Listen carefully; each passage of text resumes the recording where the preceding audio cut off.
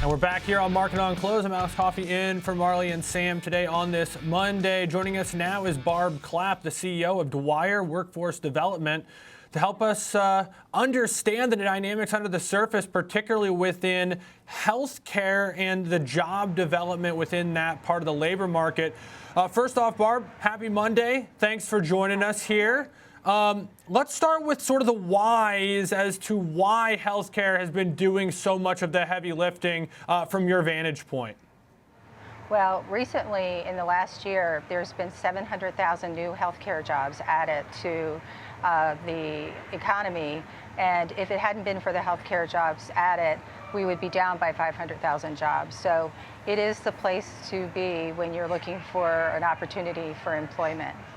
And it makes a lot of sense, right? Because, Barb, we talked a lot last year, and we continued to talk about AI disruptions, tariffs, and then recently we just started discussing sort of this supply push, energy price shock that you're seeing from the oil markets due to the conflict in the Middle East. Now, one could make the case, I think, pretty easily that healthcare is kind of not that impacted by any of them from an employment standpoint.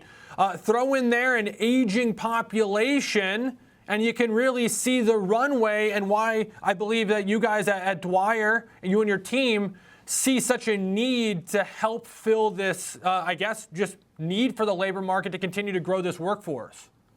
Well, the healthcare staffing shortage is catastrophic. Grandma and grandpa are getting older and older, and we have the baby boomers going into their 80s. And people are living longer, but they aren't living healthier. So their quality of life is not that great at the end. And there are times, there's going to be a point where people don't age at home and they have to have someone take care of them. And it is really scary because there are not enough people to take care of people today. And as this baby boomer generation continues to age, there will not be enough. There's also not a lot of young people being born. So we have to find a way to create a pipeline for healthcare workers. And when we speak about healthcare work and the jobs that are within this space broadly, now, I'm naive to this to some extent, but we're not just talking doctors and surgeons or nurse practitioners. There's tons of things that help connect all these needs that probably don't need that extreme level of academic work to get placed into the workforce. Is that safe to say, Barb? That is safe to say, Alex. And there is a huge need for what we do is train people to be certified nursing assistants. And those people are the foundation of healthcare. They are the people that do the hands-on care for our loved ones. As it's not only when they age, it's even in the hospitals as if they're there for a critical illness or whatever it is, surgery. But there is a need for these certified nursing assistants, and that's what Dwyer does.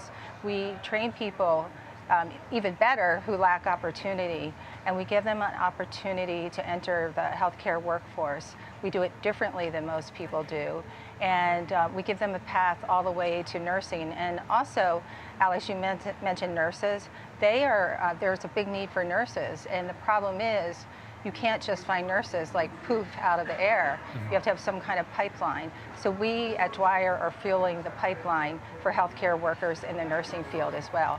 But every part of healthcare needs workers, period. Barb, last thought here, and I know that you guys are working directly with candidates, getting them up to speed and hopefully finding them a role within this need by the workforce, but also for these potential patients and people who need this care. We've read a lot about, and we're learning all in real time about how AI is kind of transforming the world. I imagine the same is happening within healthcare. But I can't imagine that it's already replacing those hands-on needs that patients have. And so is it augmenting and making things more efficient already within healthcare, or is it truly replacing work? It is not replacing work. Nursing is a hands-on care, and it doesn't matter that there's AI. And it does, like you said, Alex, you understand, it makes it more efficient. It makes it more consumer-friendly. Patient-friendly, but nobody is going to replace a hands-on caregiver. And these CNAs in particular are the people that if your mom or dad is in the hospital or in a skilled nursing facility, and they're the ones that notice if your mom or dad always ordered green Jell-O for dessert, but now doesn't order green Jell-O anymore, and thinks, I wonder if something's wrong. And they're the ones that see that and then can intervene and make a difference in whether somebody gets sicker or if they go the other way and continue to heal. So it's a very hands-on thing, and AI is not going to lift somebody out of a bed. AI is not going to give a vaccination or take blood. So there's always going to be a need in the healthcare world for workers. Yeah, it's a really, really important time, not only across the labor market as we're watching this disruption, but because of all these things that you talked about from an aging population and the growing needs for this work. So really appreciate the job you guys are doing, and we look forward to hearing more as time goes on. Barb Clapp, I wish we had more time, but we got to leave it there. CEO of Dwyer Workforce Development.